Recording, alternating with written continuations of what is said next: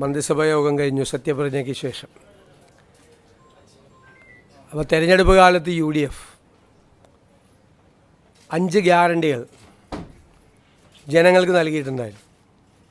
ആദ്യത്തെ മന്ത്രിസഭാ യോഗത്തിൽ തന്നെ അതിലെ 2 ഗ്യാരണ്ടികൾ നടപ്പാക്കാൻ തീരുമാനിച്ചു.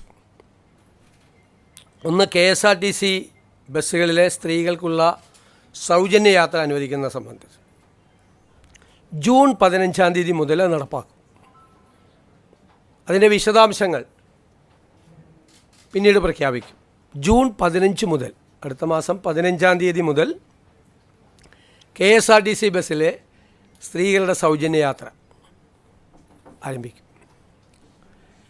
രണ്ടാമത്തെ കാര്യം, ഒരു വയോജനങ്ങൾക്കായുള്ള പ്രത്യേക വകുപ്പ് രൂപീകരിക്കും എന്ന് ഇന്ദിരാ ഗ്യാരണ്ടിയിലുണ്ടായിരുന്നു.